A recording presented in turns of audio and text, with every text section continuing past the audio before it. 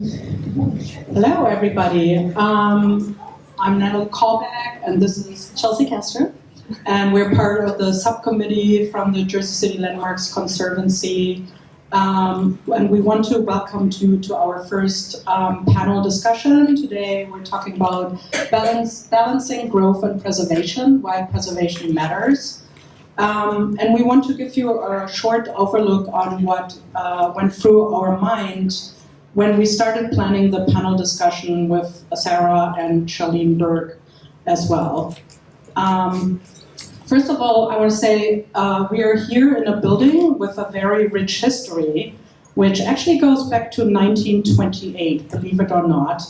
It was the home of the Electric Bond Company, which became then later in the late 30s the headquarters of the Block Drug Company. And it was here in this building that groundbreaking dental care products were invented. For example, I probably butcher it with my German accent, but it's Sensodyne. Yes. So everyone knows that, right? That was invented right here. And we have actually many buildings like this in Jersey City that are covered in vinyl siding or look very unassuming. But they have some, architectural features or history underneath their unassuming facades. And these spaces, they contribute to our sense of place and identity, reminding us of the layers of history that happened here in the city. And now that we uncovered some of the hidden history within this very building, we can zoom out a little bit and explore Jersey City's fascinating history and architectural diversity. All right, so we're going to do this little dance. So just a little bit of an intro to Jersey City to set the scene for today's conversation. It is home to a very rich history, culture, and architectural treasures. Alongside the Hudson River, our city has a rich heritage shaped by centuries of diverse influences, from the ancestral lands of the Lenape people, whose legacy resonates in place names like Communipaw and Harsmas, to the colonial era, industrial expansion, and waves of immigration that transformed it into a bustling urban center. Jersey City shows, as many of you know, a remarkable diverse architectural heritage. So a lot of that means things like these beautiful colonial houses, Victorian-era brownstones, and row houses not only downtown but throughout the city. We also have our fair share of Beaux-Arts and Art Deco buildings. And look at that doorway, it's beautiful. Industrial structures like warehouses, old manufacturing plants, or garages, which you see all around the city being reused. And what some people call low-style architecture, though humble, holding significance as tokens of the city's history, including small houses of worship and various townhouses from different decades, and buildings with cultural importance due to hosting significant local events or activities, though their architecture, some may argue, is not necessarily contributing. And so Jersey City's history and architecture reflect a really dynamic interplay between the industrial past, cultural diversity, contemporary urban development. This complexity presents, as we come here to learn about today, both challenges and opportunities, highlighting the need to strike a balance between growth and historic preservation. So right now, our city is experiencing a rapid, it's a little rapid, but a rapid urbanization due to neglected neighborhoods, housing demands, and population growth. And this growth often leads to the demolition of old buildings to make way for new development, which presents significant challenges. Rents are rising, making it difficult for many to find affordable housing, despite that we actually build more to make it affordable. And this trend also impacts our historic buildings and neighborhoods. Historic houses are being torn down, erasing valuable pieces of our architectural, historical, and cultural heritage. And huge, tall buildings are being built next to small houses and modest apartment buildings. And this can feel really unbalanced and strange for many people. Neighborhoods are losing their unique character and charm. And for us, or for many, I think it's important to find a way to build new things while also keeping our neighborhoods feeling like home and not losing our sense of place and community that brings us together. But this is just a little meme for you guys, a little funny little historic preservation meme, because we all know it's true. But I just put this here on the slide because how else do you encapsulate a lot of the myths and fears and addressing common concerns that we all have? This probably being the most common concern of most people having historic homes.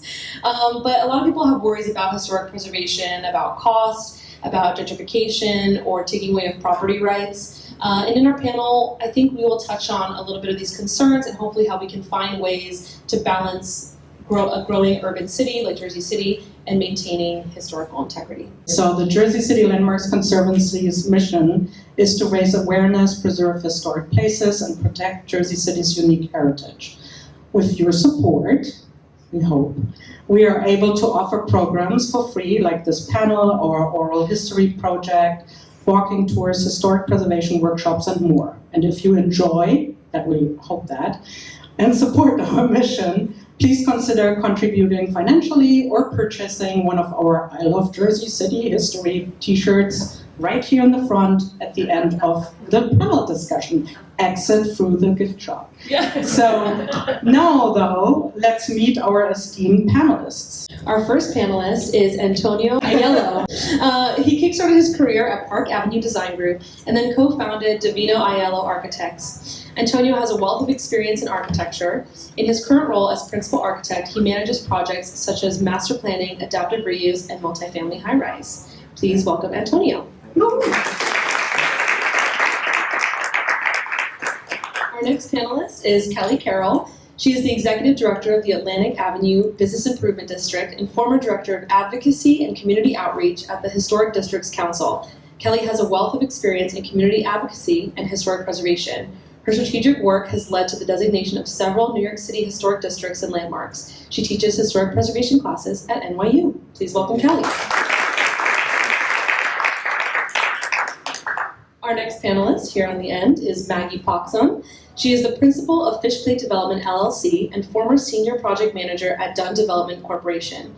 Maggie has spearheaded transformative projects like Livonia Commons in Brooklyn and the adaptive reuse of the historic hospital in Queens. With a rich background in designing programs for the homeless and developing supportive housing, she is a true leader in community development. Please welcome Maggie.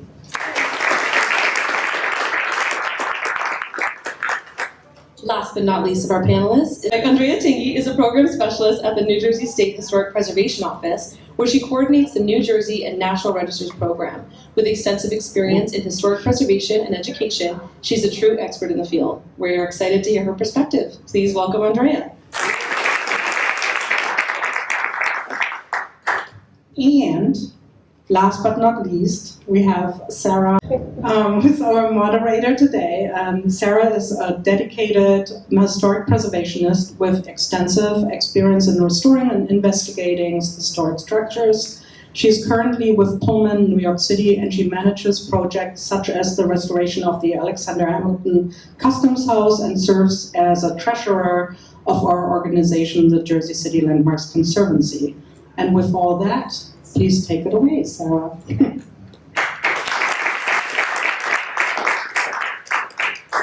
evening, everybody. Thank you so much for being here with us tonight.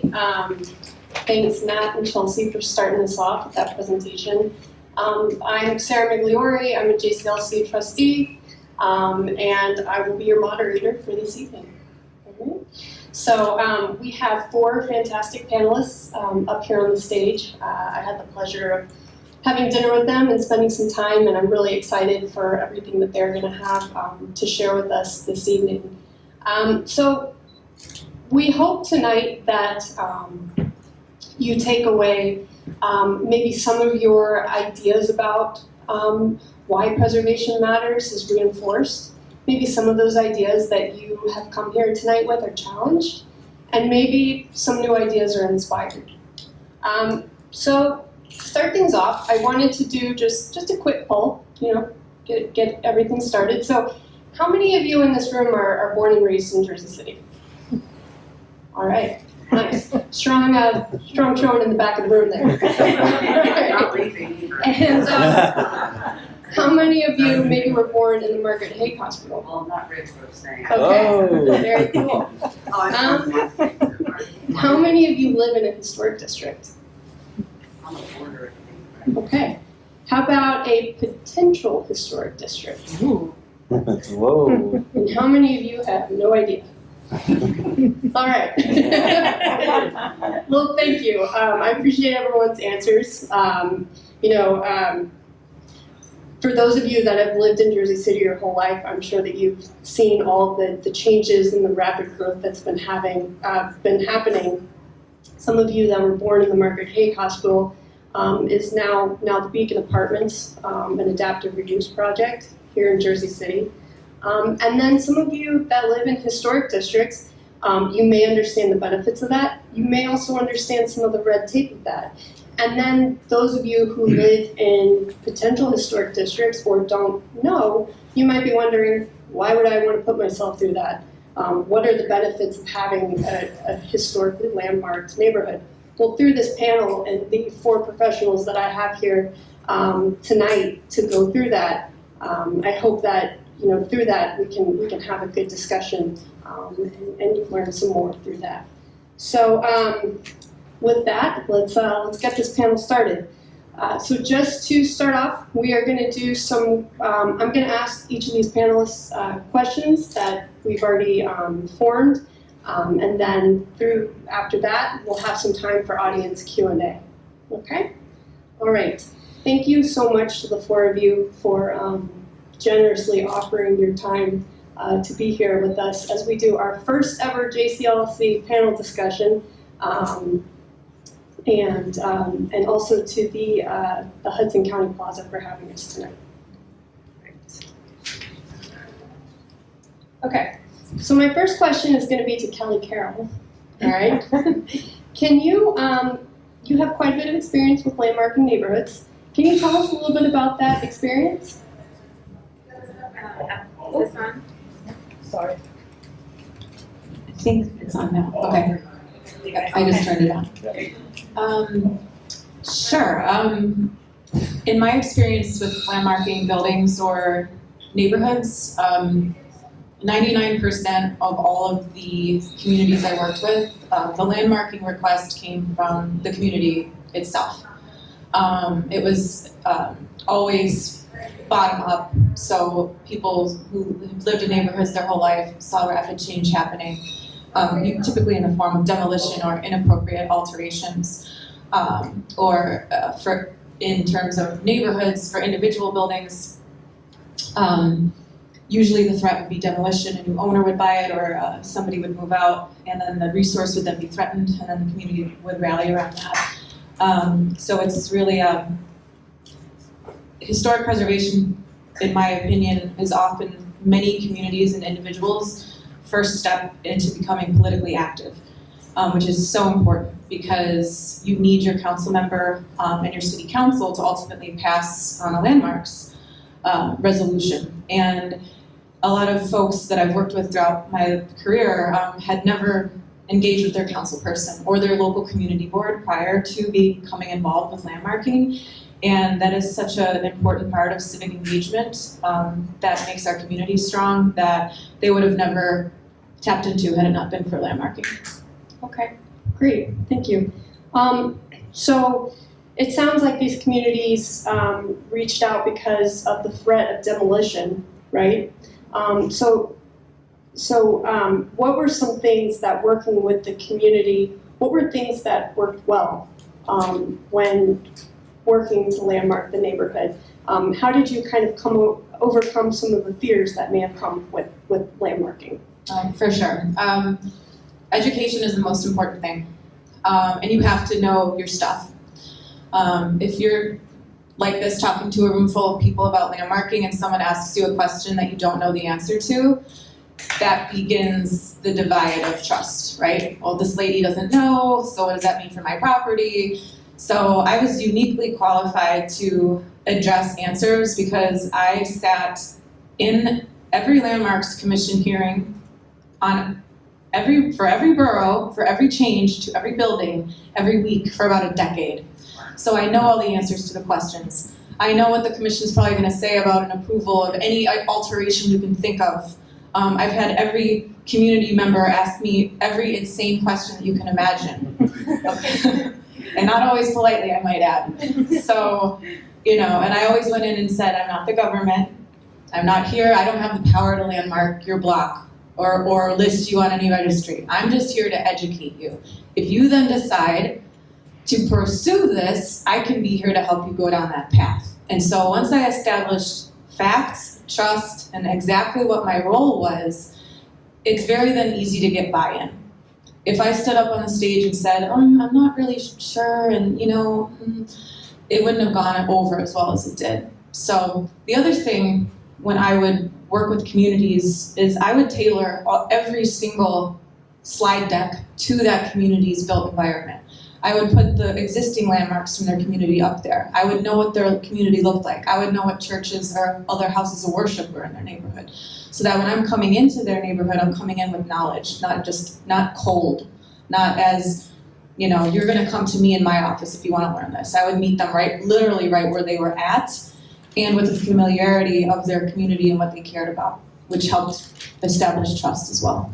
Okay, great. Well, thank you. So, Andrea, Andrea works for the SHPO. Now, we understand what education can do for communities. Now, I'd like to dig into maybe what some of the state policies can do. So, can you, in a minute or less, explain what your role is and what you do for the State Historic Preservation Office? So I coordinate the New Jersey National Register programs, which lists property on those rolls of historic places, and that offers them some protection if there's a government action, but no protection if there is private action.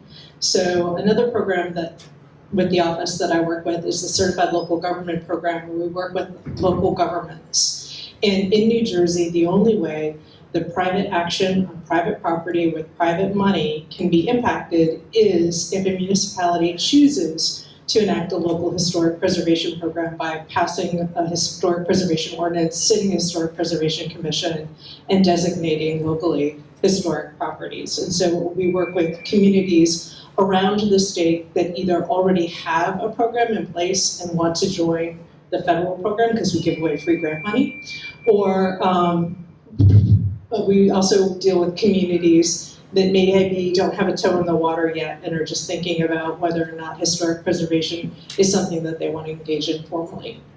Okay, great. So you mentioned grant money. So specifically in Jersey City, how can communities tap into that? Well, interestingly, Jersey City does have a historic preservation ordinance, and they do have a historic preservation commission, but they are not yet a participant in the Certified Local Government Program. However, within the last 2 weeks, we received an application, and so we'll be reviewing that and hopefully entering into an agreement with the city.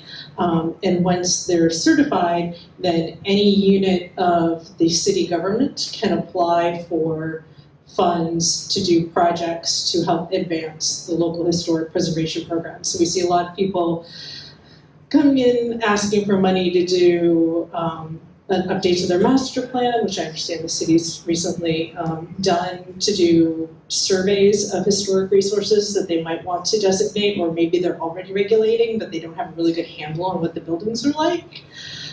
We also have people come in looking for money because there is a municipally owned historic resource and they want to do a planning document to see what kind of condition it's in and what needs it might have, maybe do some construction documents and things like that. So we see a lot of different things. The only thing we don't fund is construction.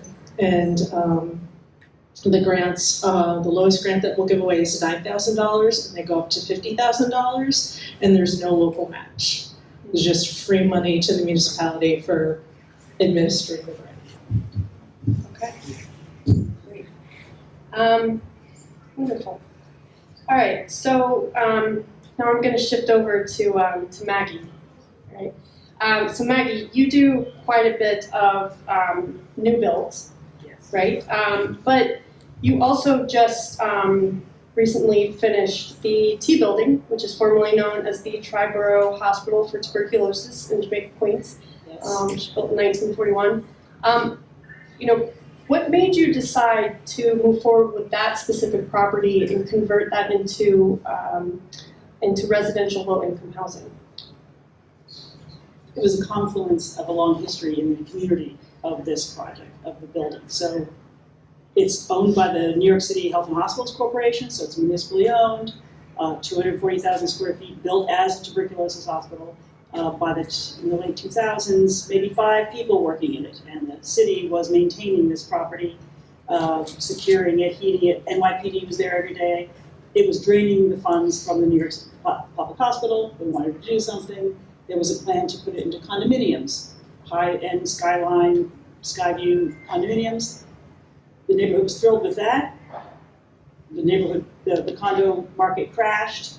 The city was stuck with this project again. So they turned to a nonprofit who said, we're going to put homeless people here. We're going to put 300 homeless people in the building. That certainly galvanized the neighborhood in a big way. And they came out and there was also a plan to demolish it at one point. So it was the city reaching out and saying, we need someone to help us figure out what to do with this property. This nonprofit can't put homeless. It galvanized the community too much. They'd already been through other shelters in the neighborhood. So we were brought in to kind of make the Solomonic solution of how we can preserve this property. And the city was already it was really city motivated. We've got to do something to help get this albatross off the public hospitals' rolls. So we have a Solomonic solution, which 200 units of affordable housing, 75 of which are homeless supported units with homeless people with mental health issues, with social services, and there's mixed use, other uses in the building. So the confluence was that throwing the homeless into the situation, citing affordable housing is like landmarking something. It galvanizes the community as much as anything. What's it going to do to my home, my property values? All of the community outreach you do to landmark something is similar, if not worse, with affordable housing. So our company is very familiar with community engagement and teaching the neighborhood what really is going to happen to their home values. And so we were able to persuade people that we had the right plan. We brought them to other buildings, persuaded them that this was a good fit, and got support after many years. Wonderful. So when you were working with the city, what were some of the ways that the city, working with them helped to make this process? I mean, it sounds like working with the neighborhood and the community was a big part of that as well, but what maybe were some of the financial concerns? Money is the definite key. So it was draining the public hospital corps, so the housing agency, HPD, New York City Housing Preservation Board, just had to bail them out, and they gave us one of the largest low-income housing tax credit awards they'd ever given. So again, the politics were aligned. There was a confluence of political will to save the building. There had been plans to demolish it. Local 3 ladies from Queens saved it, so it definite, is it coming from the community and the importance of their say in the matter, swayed the city to pour more resources into it. But even with the largest housing tax credit financing, it was not enough to do the project. The other key was the federal and state historic tax rates. Couldn't have happened without that. So the city was happy when we were able to bring that to the table because it saved them resources, and so it was a win for them. Great. So I understand that you're planning another adaptive reuse project. Is that I'm right? involved. I'm not a developer, but I'm working on the adaptive reuse of a. Well, it's not really. Is it adaptive reuse? It's 3 Arts Club. It was an arts club for women on the Upper West Side of Manhattan, and we're converting it into senior housing. So it's housing to housing, but it's also it's historic and it's a passive house. So it's more challenging than you can imagine. Okay. So with an aging inventory, what made you decide to financially, Invest. invest? Well, the thing about the T building was that it was overbuilt, right? So the plans to demolish it would have resulted in fewer units, which is often not the case. Usually you see buildings that, building new would be cheaper. It certainly have been cheaper to build 200 units brand new in Jamaica, Queens. It would have been cheaper than to renovating it historically. So it's about aligning all the different alphabet soup of subsidies, and that determines it sadly. So and wanting and a will to do it. But you need to have a will to get through it all. Thanks. So you talk about overbuilt and how sometimes, with historic properties, it sometimes can become, it's actually more expensive to demolish them. And I mean, it's the abatement procedures that you have to go through. They were built very well with good bones. Antonio, I would really like to know from you as an architect who has experience with adaptive reuse, if you could kind of talk to your experience with some of these historic structures that you have been designing and for new uses. Sure, of course. Some of the projects can be challenging, but it's always trying to solve this puzzle. You have an existing building that has its own architectural beauty and has existed as it has for as long as it has, and then you're now recreating it mostly for housing in our instance. A lot of multifamily homes, some low-income homes as well that we introduce into the projects. It's always about trying to make sure that you create the new home or the new building structure that is adjacent to the existing one without losing the integrity and the actual value that you want to try and preserve on that facade or the elements itself. You do end up losing some of the history because you're no longer always utilizing it for what it was originally purposed for, but now you're now creating a new entity for it. And then it's how to bring it together, how to make it all work. The restoration on the exterior, in a lot of instances, the historic homes or historic buildings have been modified so many times that you're sitting there and you have to peel away all these layers to figure out what was there originally and what was so beautiful about it and why it was hidden and how to restore it properly. Great. So I understand that your new project, or one of your projects that you're working on is the St. John's AME Church over on Pacific.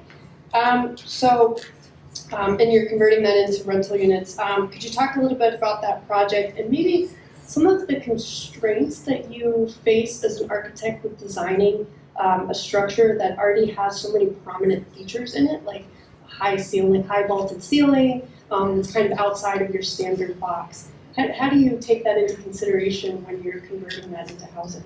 Sure, of course, AME is a perfect example of revealing those layers. The project itself was a beautiful church, but unfortunately, again, had been modified so many times. One of the instances was that had been faced with stucco and then imprinted with false brick over the entire facade, which was not original to the structure. We had to peel all of that away, expose everything that was existing, repoint it, fix all of the sills accordingly. But then in addition to that, we take the envelope of the entire structure. We maintained all four sides. The roof did not stay because it was never in great shape, unfortunately. And then we built on top of it with a roof deck. But utilizing those existing structural conditions on the outside and how to split those double-story windows that originally had the leaded glass inside of it, and now modifying it to meet multiple floors of residential. It's a beautiful challenge in how to go in there and properly analyze the existing conditions and record it all, and then see how all those new components are going to meet the old ones. It's a nice. It's fun to sit there and figure out those details and how it's going to work well with one another and how they can help. I'm too far away from the microphone. And how the new structure helps complement again the existing structure. A lot of times we simplify our new building so that the existing kind of prevails or pops out and creates a little more of a vernacular. So with that, converting a church into a residential space, I mean, how can, and this is for everyone, how can we show that saving old buildings or homes can help a city make money, build a better community, instead of just, maybe being a set of rules that are getting in the way?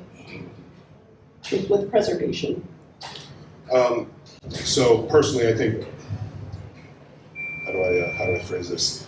To maintain the existing structure is always beautiful because it maintains the vernacular of what was existing there. Even though it's no longer a church, it still has that beautiful facade and the beautiful windows, and it still maintains that history, even though the building itself is not what it used to be. And to preserve that is to preserve the history of the town itself, or the community itself, and how it helped establish certain areas or certain districts. I think there's a lot to be said about that, whether it's small brownstones or original worker homes to more grandiose spaces like churches, in my opinion. It's like I said, it's to maintain that vernacular and the history of itself in the community. Yeah, I would agree with that.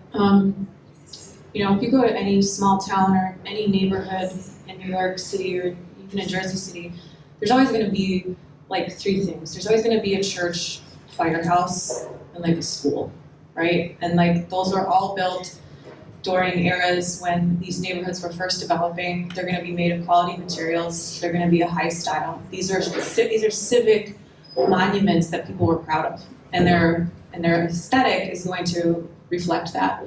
And these are also types of buildings that people refer to as anchors of their community. And oftentimes the scale, materials, and aesthetic is then repeated throughout the community itself, which is a beautiful thing. And I don't know about Jersey City, but I can tell you that in New York City, we did a study on density, and historic districts had the highest density. People want to be in places that are beautiful. Okay? Scale is a thing, colors, material, trees, all of these things contribute to human vitality. And so, in the sense, you can build denser, you can build more housing units, but the densest neighborhoods in New York City are the historic ones. I also think it's funny that we've all gotten so used to recycling. We're good with our water bottles. We're good with not using plastic bags in New Jersey anymore. But a third of our waste is construction debris. We're not recycling the big stuff that really matters. And I think it's really important for sustainability to do that. That even if you replace a historic building with a green building, an energy efficient building, it's going to take between 10 and 80 years for that building to recoup the environmental cost of its construction. So even if you're recycling a building and it's not exactly as efficient maybe as a new building, you're still doing something good for the environment by saving that building because you don't have the waste, you've got higher quality materials, as you said. So it's a really important thing for us to do for our future. Yeah, no, I agree, but it is a financial challenge. I want to say it was more expensive to build this building than a brand new building under prevailing wage. And so the commitment has to come from, the government. That's, we need more resources. I'm actually going to kind of bounce off some of those comments. I think that's very interesting. To reduce, reuse, and recycle. I remember that from when I was a kid. To minimize the amount of waste that we create, right? If there is, some way to try and reduce, even not just historic buildings, but just buildings in general, to try and reuse those as much as possible. Maybe it would help reduce a lot of that waste tremendously. And with all the new technologies nowadays, there's a much easier way to make these buildings a lot more efficient. Wonderful window systems, insulative systems. They're now creating insulated structural stud systems that you can start using. They're not very mainstream yet, but I think that's a fantastic approach. So with this sustainability and reusing our structures, because the greenest building is the one that already exists. What are some things that our leaders might need to think about when they're planning how cities grow, but keeping those old structures intact and reusing those. One of the things that I found interesting, you had mentioned that the community is usually at the forefront of creating historic districts. I had no idea. I honestly had no idea. That's amazing to me. I think it's kudos to the communities that do that. I think that's absolutely fantastic. And it's, I think the municipalities and towns themselves should be a lot more involved. This is their city as well. They're the one at the forefront of protecting it. So when we have a historic district or structure, they should play a huge part in it and how it needs to be preserved. They don't always have to keep the existing use, since we do a lot of adaptive reuse. But yeah, I think they should be a lot more involved if that's the case. There also needs to be a financial incentive for sure. So for example, I lived in North Carolina for 10 years in the early 2000s, and at that time, the state of North Carolina was dealing with a massive industrial textile landscape that was largely abandoned because textile manufacturing starting in the late 60s moved to Asia. And so you have a state now with all of these textile mills that are all completely empty and a blight. And they're beautiful, designed like in the Bogan steel and every style of the day, beautiful buildings. They make great condos and apartments because of these massive floor plates that can take live loads for machinery, huge windows. And so what the state did is they created something called the Mills Bill, and that was a 40% tax credit. So 40% of your rehab, if you get the building listed on the National and State Register of Historic Places, would be paid 20% from the federal government and 20% from the state. You better believe all of those mills are now fully occupied as housing, and they're wonderful places to live because historically mills had a riparian siting, meaning they were sited next to a river because of water power. So now you have properties that are on streams and with waterfalls, and it's just been tremendously successful. New York State also has a tax credit. You see a lot of that work being done in Buffalo, which is a totally different economy than New York City. There's a lot of developers in New York City that are like, we don't need your money, we're just gonna do what we want. So I definitely think having a financial incentive, especially specified to like industrial architecture or a specific type of architecture, like post offices are like now on the chopping block, right? Religious properties. I think that it works because North Carolina proved that it can, and the Mills Bill is still like it gets renewed every year. That's amazing, because we need that here. Yeah. But I'm mostly do affordable housing, low income housing, supportive housing for the homeless, and the resources are so tight. Construction is high, credit rates are too high, so everyone's scrambling for subsidy to build their affordable housing. It's a huge issue in New York City right now. And so low-income housing developers have discovered the historic tax credit. And so more and more people are levered. It's kind of new. It's like exciting. We did it for the T building, but now everyone, they're big New York City Housing Authority projects, big towers in the park. They're historic. They're getting listed. They're getting credits. And the city is kind of, everyone's turning into the idea that that's another resource to add to the alphabet soup of subsidies to get affordable housing. So that's the city can be more supportive in that way. The other subsidies that they're kind of helping or putting out to help do affordable housing are related to green building, sustainability, resilience, and that it just makes preserving. I mean, it's really hard in a historic property, as I'm sure Antonio can say, to bring in all the environmental elements, the sealing. You're not supposed to touch the historic fabric yet. You got to seal it, for air sealing. And there's all these details that make it very, very challenging. But that's the other resource that people are bringing in to preserve buildings. So. And in New Jersey, we've definitely seen people combining the low-income tax credit, the historic tax credit, and getting LEED certified or getting those tax credits all in the same project to make it work.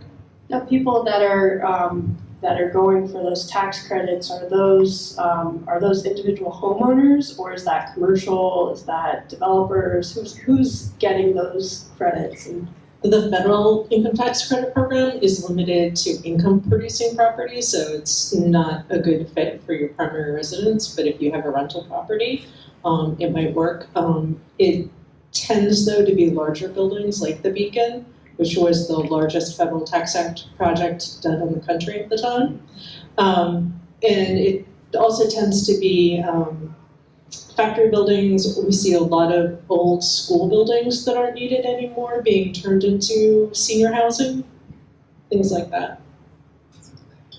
Great. All right, I'm gonna shift the topic a little bit here.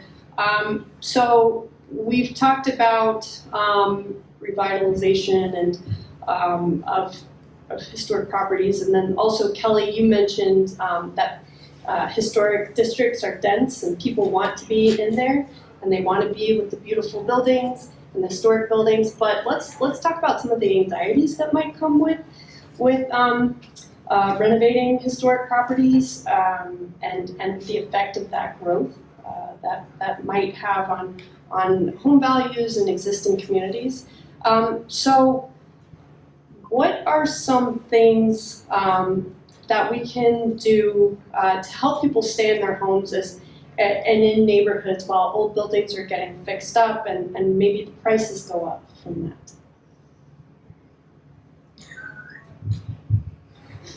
So let me unpack this.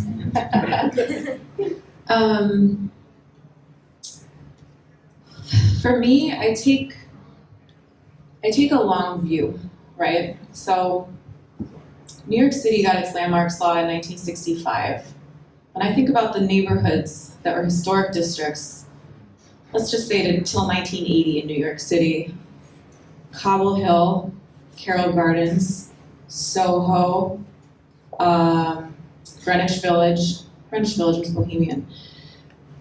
There is a lot of, just those three neighborhoods I just rattled off, those were not nice neighborhoods to live in the 1970s and 80s in New York City. Fort Greene is another one. Clinton Hill is another one. Vinegar Hill is another one. These were all landmarked neighborhoods during that time that only gentrified, like really beginning in the 90s, to the extent that we see now. I'm not talking about the first wave gentrification, which was the brownstoner movement, which was good gentrification because you had working and middle class people buying abandoned properties and fixing them over several decades, right? The gentrification that I think people are afraid of now is where you don't have human beings buying properties in urban areas anymore. You have LLCs buying properties. And that is gentrification that has put affordability out of reach for almost everybody, right? I think I read something the other day, to live comfortably in New York City, you have to make like $160,000 a year. Like that's insane. I can't afford to buy property, right? Like, and I'm a working person. I have more than one job. And so all of that to say, this new gentrification, a lot of times it gets blamed on historic districts, but the historic districts have been there. And I think that because of the popularity of living in them and the quality of life living in historic districts is so high, as formerly industrial areas where people used to never live, such as the Meatpacking District or Dumbo or NoHo or Soho or Fide-Eye, as buildings are being adaptively reused there, you're creating a neighborhood where people never used to live before, and it's expensive. So I think one has to be very careful about saying that historic districts rapidize gentrification or push people out. I'll tell you that I'm still an advisor to the Crown Heights North Association. I work closely with East New York, Bed-Stuy, Bushwick. I work with all these neighborhoods still as a volunteer. And these are historic districts in neighborhoods of color. And they have intergenerational wealth because of the properties that they own. So that's another factor.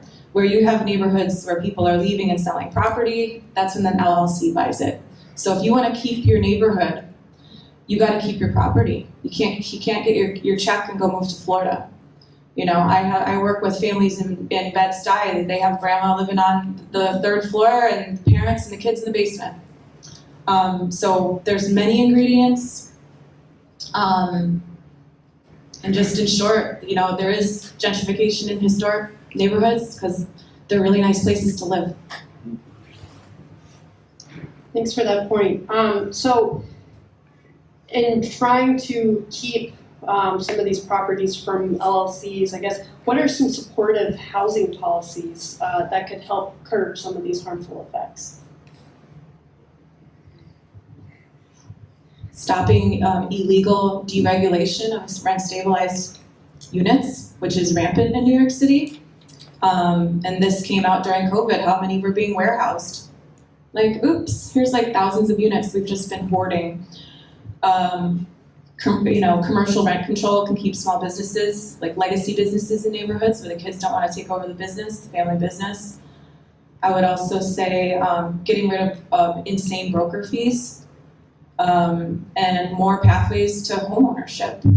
Homeownership is one of the only ways to create generational wealth, and it doesn't happen in New York City. And that's why our service people like NYPD and the FDNY, like, they can't afford to live in New York City anymore. They're all in Staten Island, which is a whole other borough. It's or Jersey or Long Island. But they used to live in Manhattan and they can't anymore, is my point. Right.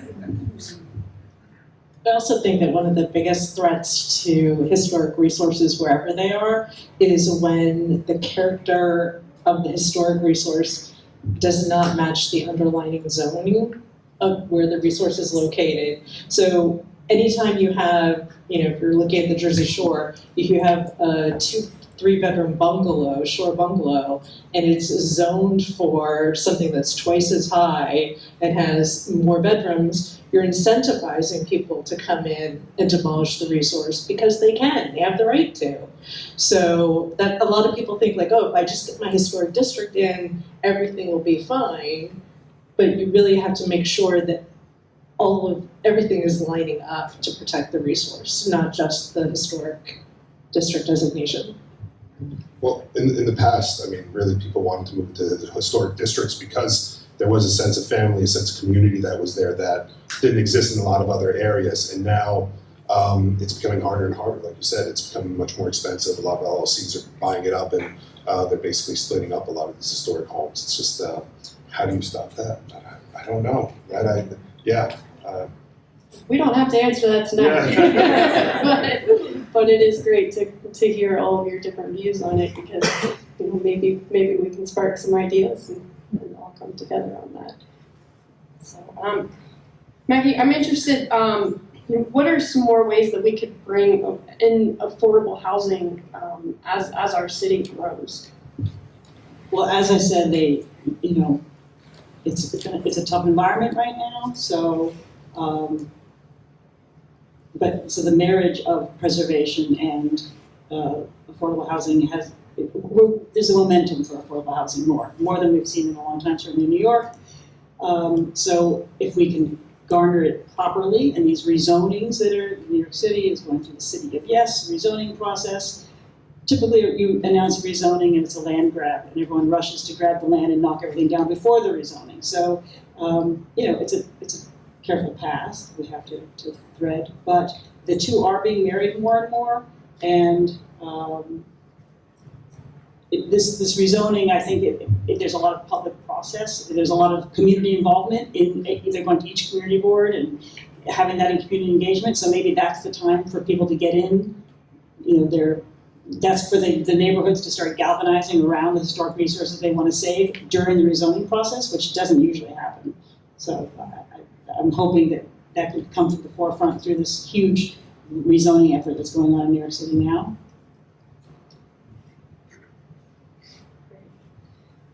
Okay. Let's see. I think at this point, maybe let's open it up to the audience. I don't know. Do you guys have some questions that you want to ask our panelists? I'll give the mic. Anyone? Oh.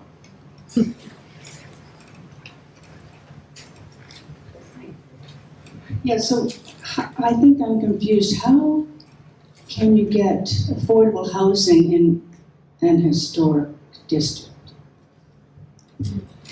I was not talking about it in historic districts necessarily, but you could if the building is there and it needs to be rehabilitated. You marry the subsidies together. I mean, this is not single-family homes. I'm doing I usually do multifamily apartment buildings. All right, and to kind of bounce off of that again, yeah, I think it's nice also, even in multifamily and market rate developments, to introduce the low income into that, and just kind of so that there's how do I say it? Everybody kind of lives together. We don't just buy off the affordable portion and provide it back to the city, and then all the affordable just gets tucked away somewhere else. I think I like the idea of being able to introduce everybody together. You don't want to make that percentage too high because then it discourages a lot of development, but you want to be able to introduce it so that everybody lives together, and again, you start getting that sense of community and family that can just help us overall. And that's mandatory in New York City, integrating low-income housing, and if you get any kind of tax abatement, and there's plenty of programs, if you get any tax abatement, you have to include low-income housing, and that's how we're developing a lot of it now. All the market rate housing that's going up now, much of it, if they're getting a tax abatement, we have mandatory inclusionary low income. So that's a bit of the saving grace for the Adams administration right now. Yeah, there's also a program called J51, which is tax abatement if you rehab a historic building. So there's a lot of like old tenements, like throughout New York, for example, mostly in Upper Manhattan, that are J51 buildings, and the property owner gets a 10-year tax abatement for in exchange for providing rent-stabilized units. Whether they do or not, no one checks, but in theory that's supposed to work. And one last thing on this is that historic districts do not regulate use.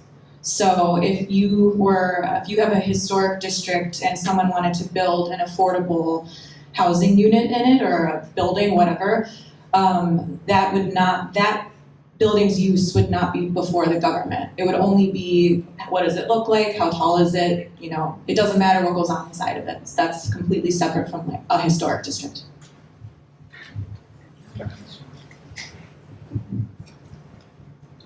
Is it Antonio? Is Yes. that your name? So Antonio, you're actually developing in Jersey City on Pacific Avenue, right? I'm an architect. You're an architect. Yes. So you drew up the plans for the rehab of that church. The adaptive reuse and restoration of facade, yes. Okay. And is that developer, are they being assisted by, how are they putting together their plan, and do you know anything about how they got their money, or are they doing this out of pocket, or did they get grants and some assistance from Jersey City? I don't believe they received any assistance from Jersey City. I think it was all private lenders through their own connections. It was their own development. I believe in order for the approvals, they received some affordable housing that needs to be in place. But he actually liked the building, wanted to maintain it as well as far as the exterior facade elements, but still wanted to maximize what he could benefit out of it. Quick, one of the earlier images showed you have some existing housing stock that's maybe 3-4 stories in adjacent building. You're going 10, 15 stories. This doesn't happen overnight. New Jersey municipal land use law, who's allowing these changes in zoning? Who is the advocate for, or who's giving notice? But you would think that there would be ample opportunity to become aware of these proposed zoning changes. And if you want to institute some kind of a historic district as an overlay, as some kind of amendment, who's getting ahead of changes to the master plan, the preservation element, who's on the inside? Because once the zoning is changed and somebody has the right to do it, game's over. I mean, typically, unfortunately, we're not very involved in any of that. Even I, as a local architect, right here, right around the corner, a lot of times there's new zoning laws, new zoning changes that we find out at last minute or even after the fact. And I don't know how to change that. There are notices that go out, but I don't think there's enough of them for people to really understand what is being proposed in front of the city council and when it's being changed. I wish I was involved in a lot of that, because you're right, a lot of them doesn't make sense. There's a 2-3-story building and then like a high rise next door. There should be, a hierarchy of how that works from one district to the next. We're almost never invited to be involved in a lot of that, unfortunately. We wish we were. But we're not. I mean, the State Historic Preservation Office gets calls from citizens all the time who are like, oh, they're gonna take down the school and they're gonna put in a much denser use or a much bigger building, or, that field that my kids played in, they're gonna put in a warehouse. It's going before the planning board, tell me what I can do to stop it. And one of the big challenges in New Jersey is usually that by the time that phone call comes in and a developer of some kind has an application before the city, if it's a technically complete application, it needs to be decided on the merits of the zoning and the rules that exist at the time that the technically complete application is received by the municipality. So if citizens aren't finding out about things until the application hits, it's too late. So that's why I always urge people, okay, well, you might not be able to stop this one, but look around your town and look at what other resources you value, and look at what they're zoned for. And if it doesn't match what you want your future to look like in your town, then you do the civic engagement. You link up with your representatives and you talk to the city employees and you engage when there's going to be a master plan revision. But a lot of times it's really hard to know at a time when it would be effective to know. To Maggie's point about the land grab with the rezonings, under the de Blasio administration, the idea was that we would build ourselves out of a housing crisis by rezoning several New York City neighborhoods for high density. First one they did was East New York. East New York was very organized. We worked with them when I worked at the Historic Districts Council. I worked with East New York, East Harlem, Inwood, Manhattan, all communities of color, by the way, that they picked to rezone. And our standing cry alongside the communities was, you do not get a rezoning until you landmark the buildings first. There's no landmarks in any of these neighborhoods. Give us some landmarks and then finish your land use process. East New York was the first neighborhood, so they didn't take us as seriously then. It's also been historically divested. East New York no one has cared about East New York since 1955 from a government level. We got one landmark there. They did 5 landmarks in East Harlem, which were all city owned, by the way, so they were very low hanging fruit. And they did a very small historic district in Inwood. Gowanus was another neighborhood where we got 5 landmarks, all with partial lot designations. So in New York, at least, these things are publicized. They have to go to the community board. People in New York City love going to their community board and seeing what the city planning department is up to. And then if you have, local block associations that are teamed up with great nonprofits like the Jersey City Landmarks Conservancy, those ingredients can create real change. Because I can tell you that if it wasn't for those neighborhoods saying, give us landmarks before the rezoning, and we said it over and over and over again, we would have gotten nothing. But that's only when there's a rezoning. New York City also has when you file permits, there's a waiting period for public announcement. I don't know if Jersey City has that, but you file permits and there's I can't remember, it's 2 months you have to wait for so the public can weigh in on zoning. So that's kind of anything. That's an opportunity for people to weigh in then when it's not a big community board rezoning, a big political thing, just a standard development. Any more questions? Thank you for coming. It's really fascinating. I won't tell you how old I am. I've been getting Historic Preservation magazine since I was in college. So it's about 100 years. My name's Craig. I'm the president of the Van Voorst Neighborhood Association. We are in the Historic District, of course. And one of the things that I've discovered in the last 11 years since moving from New York City here to Jersey City is that literally a visible history creates community. I live on York Street.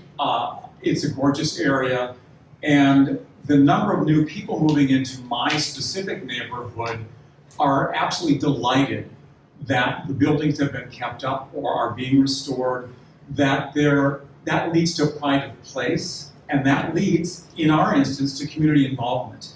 We are very much an active neighborhood association, and I think that people are amazed when they come over here because they've said this to me so many times. They didn't think that this was a historic city.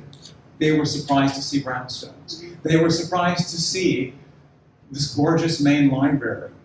Our neighborhood association just did an event at the library, and there's a new director there. Please go. His name is Terry Hill. He's fantastic. And I suggested to him, why not do kind of like a behind-the-scenes tour of the library, which was built in 1901 and designed by the same architect who designed the Lincoln Memorial. And we expected about 25 people. It was free. We had over 80 people show up. And they got to see places that you would not normally get to see. And we'll be doing it again in fall because they made a discovery or multiple discoveries about something that they had no knowledge of in their community. And it took them into a building that many of them perhaps had never been into. We're also doing that at the Barrow Mansion and giving frequent tours because I imagine most of you have been to the Barrow. I'm not sure how many have gone bowling there, but we do have the oldest active bowling alley in the country. So this is really very important, and I guess I'm saying that this works and makes sense. And the challenge in our neighborhood right now is the tax rate, because we're seeing people that really helped establish the historic basis of our neighborhood have to move because they're paying over $40,000 a year in taxes.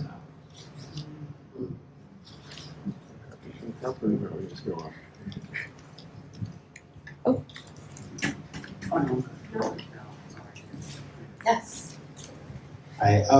So for those of us that aren't as educated about, could you guys talk a little bit about like stripping back the basics? Like, how does a district become historic? How do you identify landmarks? Can I, as an individual person, petition or have some, say in what in my neighborhood gets identified as a landmark? And then a little bit about what does that mean for the rest of the neighborhood? If my district becomes the historic district, does that mean all the buildings in there are protected or are sort of designated in that same way? That sounds like right up your wheelhouse. Yeah, so again, my laser focus is New York City, but I know that the Landmarks Commission in Jersey City is not that different. I had a friend who worked there for a while. Yes, any citizen can nominate a landmark. So if there is, a historic church that you love, and you could nominate that and do a little write-up, or even just Wikipedia research. And just say, this is the date, architect, this is why it's significant. Cultural significance is becoming more important. We used to only designate very high style architecture, what was pretty, but some of the most important things that have ever happened in this country have happened in the basements, right, of churches, like spaces that are not seen, Underground Railroad, things like this. So culture is also very important now. So that's one thing, yes. I also urge people to please be proactive about preservation. If there's a building, I have some former students in this room. My first assignment in the class that I teach is, what is a place that if it were to go away, whether paved over or torn down, that you would really miss? Just to get you thinking. Because we take everything for granted, the built environment. It's always going to be there, right? It's not. And the preservationists' biggest problem is that we are reactive. We wait until the evil developer comes, right? We wait until the congregation dries up. There's a place that's special and I love. Be proactive. Don't wait until there's other ingredients in the mix that have more money and more resources than you. Number 2, for historic districts, if you are in a local landmark ordinance, like Jersey City or New York, then yes, every building in the district is protected. The city will carve out those parts that they don't want in it. An example I have of this is there's twin sister blocks, as they call them, out in East Flatbush, Brooklyn. The city only did East 25, and they did not touch East 26 because East 26 has been through hell, and it shows. East 25th was the prettier one. So yeah, what is inside a district, including empty lots, are under the aesthetic control of the local government.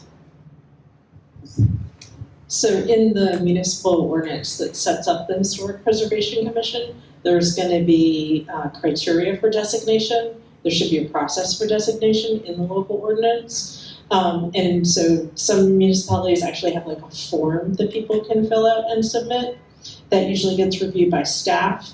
And then they'll give it to the local Historic Preservation Commission to make a recommendation. In New Jersey, it's a zoning overlay, so it also has to go to the planning board. And ultimately, usually becomes a designation ordinance that goes before the governing body. So you have at least 4 public meetings where it ends up being discussed. So if you're doing a historic district that you want to spark, before you really get too involved in that, you probably want to talk to the neighbors and deal with any misconceptions that they have about, well, I won't be able to put a Ring doorbell on my door, or I won't be able to have chickens, or whatever their fear is. And the ordinance is going to also have how standards for reviewing projects and what kinds of projects have to come before them. And many municipalities also have design guidelines that give you really great visual cues to what kinds of things are going to get approved and what kinds of things are going to be a problem. And usually the pictures make it pretty obvious why. I'd like to follow up a question just because I don't know. You're talking about landmark designations, which is very different than the National Register. And my understanding, the National Register has less protections in it, but it is kind of a first step, and it's something that individuals can do, I believe. So I don't know who knows more about. I mean, I did it, but I had experts helping me. So do individual people, can they get They their can. So every level of government, federal, state, and municipal, will have a different designation process because they have their own register. So we've been talking about municipal. I also run the New Jersey National Register programs for the state of New Jersey. We have a preliminary application form that we give out to people because we don't want them to start doing a nomination until we're sure that they're dealing with a resource that meets the criteria and has a chance of getting through the designation process. And then if they get through that, then they can actually start work on a nomination. We do have lay preparers do things, even when it is a experienced professional preparer that has done other nominations successfully. It's usually a 2 to 3 year process. And in order to make sure that the people embarking on this journey understand what they're getting into, I say it has more in common with a master's thesis often than it does with a term paper. There's an awful lot of detail. There's a lot of finicky, did you get your header right, kind of stuff that goes along with it. And just a lot of research and comparative context and stuff like that. So it's not something to embark on if you're in a crisis, but it is something that can be done by someone who's never done it before. And we at the State Historic Preservation Office are there to help people through the process. We have another question over here. Council? Oh, yes, yeah. Oh, thank you. Hi, I'm Councilman Slay. Just wanted to ask in each of your respective areas and basically your lives, what are some helpful things you've seen elected officials do and some unhelpful things that you think should have been better? Just for our own edification, because I also have Councilman Prince Harry here too, so. I can start with that. I could count all the neighborhoods I've worked with, and because we need council support is everything. It is everything. The biggest issue that I see council people, including right now, so I'm now on the board of the Historic Districts Council, and there's a council member right now in Brooklyn who is just not educated enough about historic preservation, about landmarking, and believes that it is an obstacle to housing production. And because of her misunderstanding of that, a neighborhood group very recently asked her office for a letter of support, and she declined, stating that because she was pro-housing. One is not against the other. They can work together, and they do all of the time, as we've heard here tonight. So I think a willingness to learn. I think it's always important to listen to one's constituents, because political support is the only vehicle that's going to make this a success. The ingredients that my communities I work with when we put something together looks something like one, community outreach like this. 2, letter of support from the community board. 3, letter of support from like the Jersey City Landmarks Conservancy or the equivalent, whatever. 4, block association letter. And then we take all of these and we go to the council person and we say, look at all the people who want this. Please, can you give us a letter of support? And the answer is usually yes. And then armored with all of that, then that shows the city agency that's responsible for deciding on whether they're going to politically invest in this. It's showing that across the board there's political support, there's community board support, there's real citizen support, and it's harder for them to say no. And council people can hold government agencies responsible in a way that citizens can't. So when the Landmarks Commission comes back and says no, the council can then push back and say, well, why? And engage in a dialogue that someone like me wouldn't necessarily have access to. I also think that good stewardship of the resources and the buildings that are under municipal control is a wonderful way to set a tone for stewardship in the municipality and to show that you're holding yourself accountable to the same standard that you're holding citizens accountable. I'm going to chime in here because I have a lot of experience here in town. I find your position to be very difficult. I mean, let's be realistic. You want to make sure that the community that you're supporting, you have their back, but at the same time, you also have to look at the betterment of the area itself a lot of times, and know when to step on which side of the line. There's always going to be that a historic district that you want to preserve, but there's also that dire need for additional housing throughout the nation right now. So it's a fine line. It's difficult, response, but it's my take on it. Thank you. Yes. Okay, So a couple of years back, we noticed that there was a very, very high rate of approvals for demolitions. This was happening specifically in the Heights and in the Marion section of Jersey City. So we took a look at our demolition ordinance and we made a change where any building that was 50 years or older had to come up for review by our historic agency in Jersey City to make sure that there was no reason why it should not be demolished, right? So we put the onus on the developer to show the point. They had criteria that they met, a certain rubric, and basically one of the reasons why they were raising these buildings is so they could get a curb cut in the building to park, right? Because that was allowable at the time. But we were losing a lot of very, very good properties that could have been really, really good candidates for adaptive reuse. So do you all think that 50 years is the right amount of time? Do you find that these demolition ordinances are effective and appropriate? And is there anything we might want to consider re-examining and to consider for an amendment. Like I know we had worked with Pam and Councilman Bogiano's office on looking at like the rule of 3 or the rule of 5 when you're looking at specific blocks that may not have any historic designation, things like that, things that we should be looking out for to maybe help strengthen the ordinance that's already in place. I think it's hard to just state a building's importance just based on age. I think there's a difference between being a structure being historic and a structure just being old.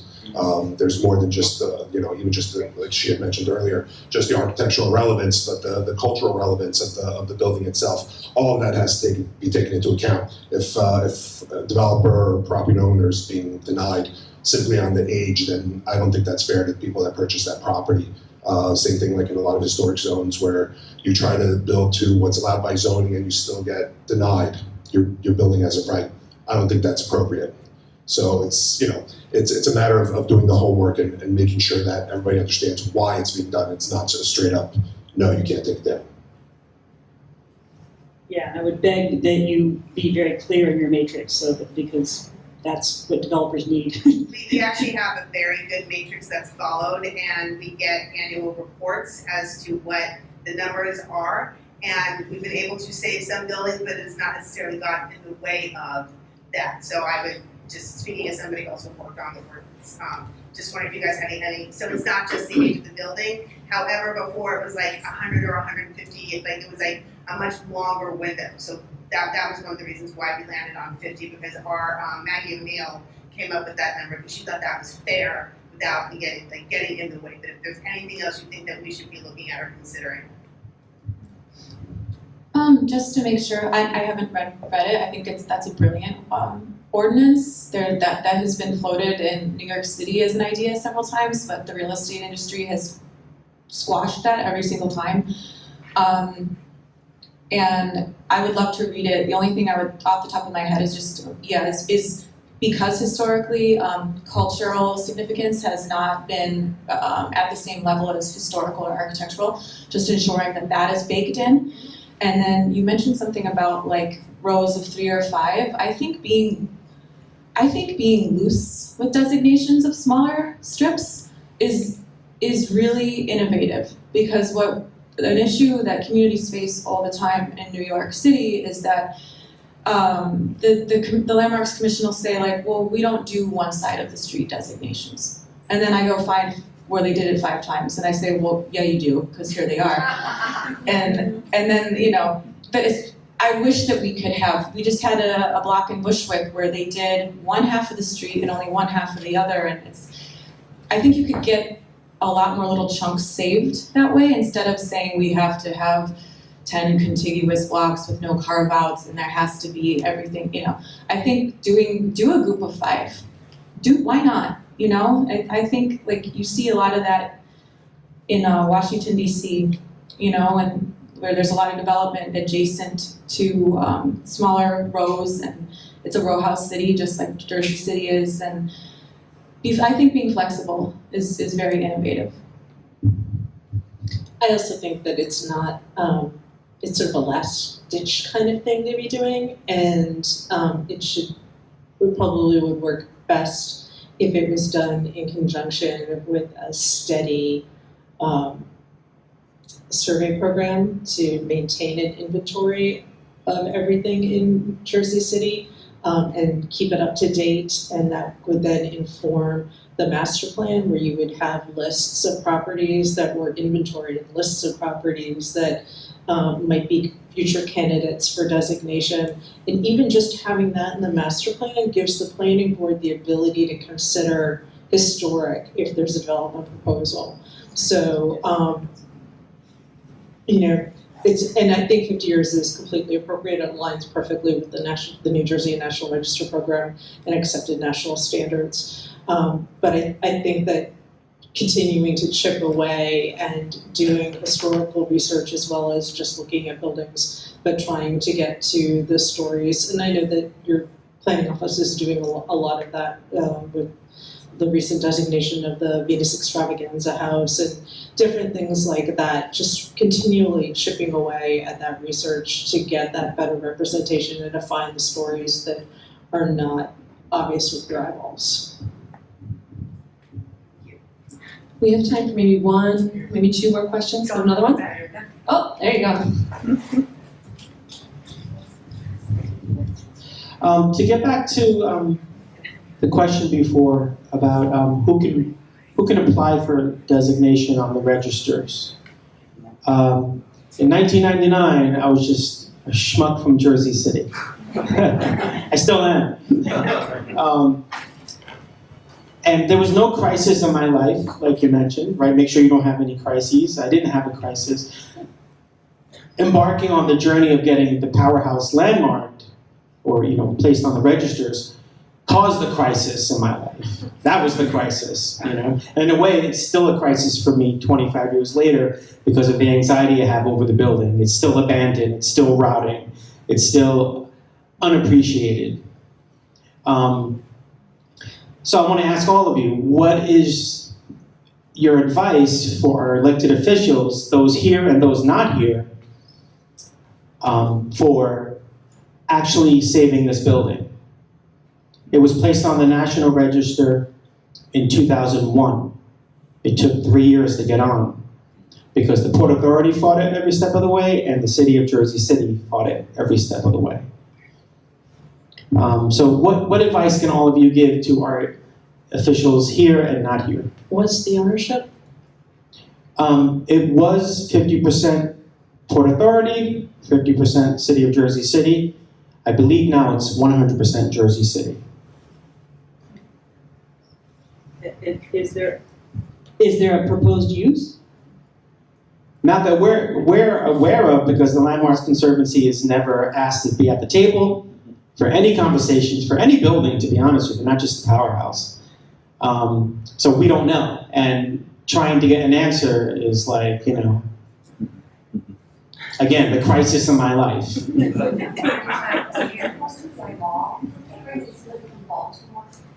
Yeah, that was courted a long time ago, but politics can be a very bad thing in preservation. Yes. And Jersey City is the poster child. That fell away when the EDC was vaporized.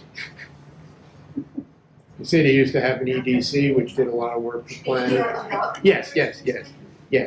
So it was a former Jersey Landmarks Conservancy board member who was also on the EDC and was involved in talking with the developer of the Baltimore Harbor powerhouse, but that's all pretty much fallen by the wayside. I think three of our panelists have any ideas for I think what you guys are doing now, by coming together as a community and trying to keep some of these buildings and save them, it's really the best thing you can do is just to keep at it.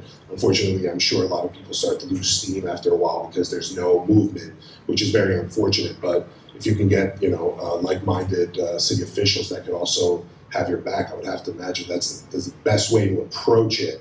But when you're fighting entities like Port Authority and the municipality itself, it's going to be an uphill battle. The only thing you can do is just keep at it, especially with a building like the powerhouse.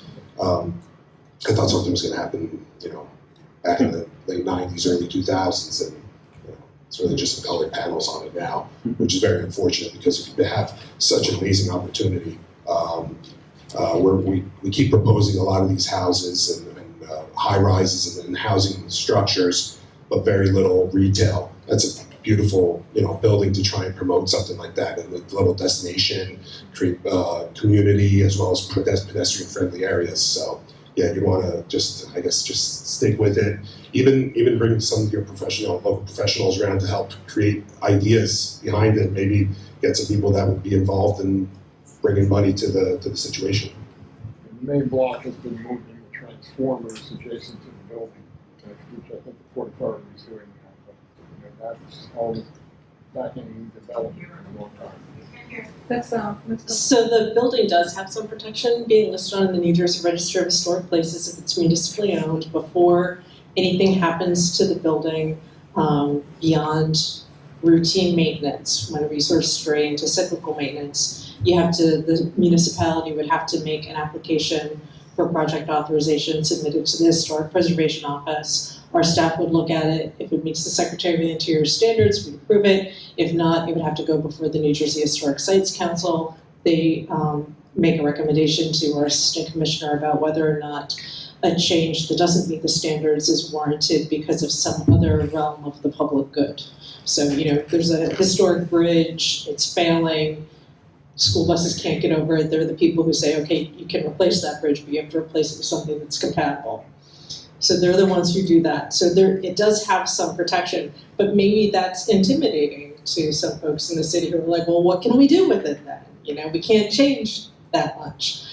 So maybe one thing to do is in the next year or two, if Jersey City successfully becomes a participant in the Certified Local Government Program, the city can apply for up to $50,000 to do a feasibility analysis of what would be a good use for that building that would require the least amount of change, and may even look at case studies like the powerhouse in Chester, Pennsylvania that was rehabilitated, and bring that to the city and give that to them for their consideration, and then there might be something to discuss or something that can be framed in a way that seems possible. I would absolutely agree with what you said about case studies. Preservation is a visual field. You have to, if you're asking about what can we bring to the elected officials, you have to bring, precedent is everything in preservation. If people don't have an interest in architecture and they see the powerhouse, they just see it the way it is now with trees growing out of its cornice, unfortunately, and it's like shot, right? So you have to bring to the table precedents. There's so many precedents. We just had a huge powerhouse in Gowanus reopen as an arts center, and it used to be called the Bat Cave, and it was abandoned for decades, and it's where everybody would go practice their throwies and their graffiti, okay? Also, look at the Tate in London. There are so many case studies. When you can bring pictures of successful projects to the table, to your government officials, and they can see, because again, this is a visual field, the potential, and they're not just looking at whatever disaster you're trying to save, it makes it more realistic and it makes people want to do it. So precedent is everything. By the way, when I was a kid in Powerhouse, we called it Frankenstein's Castle. There you go. All right. Well, I think the Jersey City Landmarks Conservancy started with the powerhouse, and so I think our panel will conclude with the powerhouse.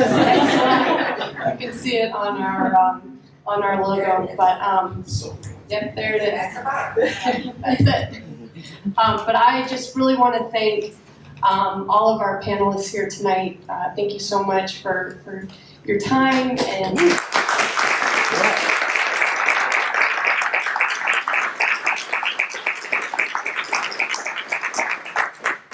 and thank you all to our elected officials for being here with us tonight.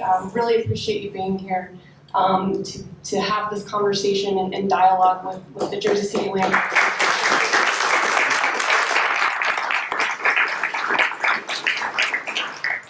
And also thank you to our audience.